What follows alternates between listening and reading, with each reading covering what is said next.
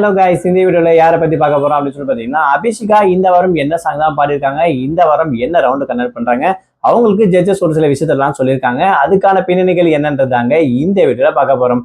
நம்ம சேனல்ல first time பார்க்குற பர்சன் நீங்க இருந்தீங்கன்னா மறக்காம நம்ம சேனலை சப்ஸ்கிரைப் பண்ணிக்கோங்க. அப்பதான் அடுத்தடுத்து போற வீடியோக்கான நோட்டிபிகேஷன்ஸ் அண்ட் பாப்அப்ஸ் வந்து உங்களுக்கு கண்டினியூஸா கிடைச்சிக்கிட்டே இருக்கும். அது மட்டும் இல்லாம இந்த வீடியோ பத்தி உங்களுக்கான கருத்துக்கள் ஏதாச்சும் இருந்துச்சுன்னா தாராளமா நீங்க கமெண்ட் பாக்ஸ்லயும் மென்ஷன் பண்ணலாங்க.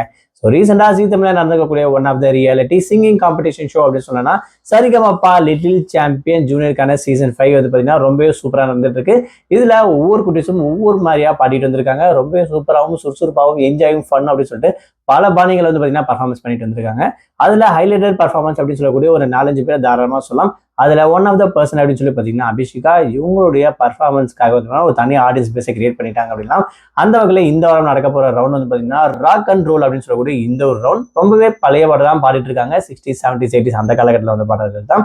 ஸோ அந்த வகையில வந்து பாத்தீங்கன்னா அபிஷிகா பாடக்கூடிய பாட்டு வந்து பாத்தீங்கன்னா பட்டத்து யானை அப்படின்னு சொல்லக்கூடிய இந்த ஒரு பாட்டை ரொம்பவே பர்ஃபார்மன்ஸ் லெவலையும் எனர்ஜெட்டிக்கா எப்பயும் போல அவங்களோட ஸ்டைல வந்து பர்ஃபார்ம் பண்ணிட்டாங்க.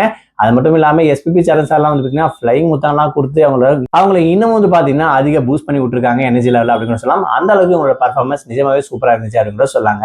ஸோ இவங்களுடைய பர்ஃபார்மன்ஸ் எப்பவுமே சூப்பர் டூப்பர் தான். அது மட்டும் இல்லாம கண்டினியூஸா கோல்டன் பர்ஃபார்மன்ஸும் வாங்கிட்டு இருக்கக்கூடிய ஒரு ஒன் ஆஃப் த பர்சன் அப்படின்னு சொல்லலாம்.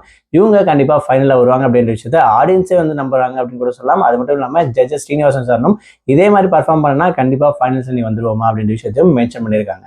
ஸோ உங்களுடைய பர்ஃபார்மன்ஸ் எத்தனை பேருக்கு பிடிக்கும்? 1000 தான் இருந்தாலும் என்னுடைய டாப் பெஸ்ட் பர்ஃபார்மர் அப்படின்னு சொல்லி நான் நினைக்கிறது இவங்க தான் அப்படின்னு சொல்லிட்டு நீங்க யாரை நினைக்கிறீங்களோ மறக்காம அந்த பர்சன் பேரை கமெண்ட் பாக்ஸ்ல மென்ஷன் பண்ணுங்க.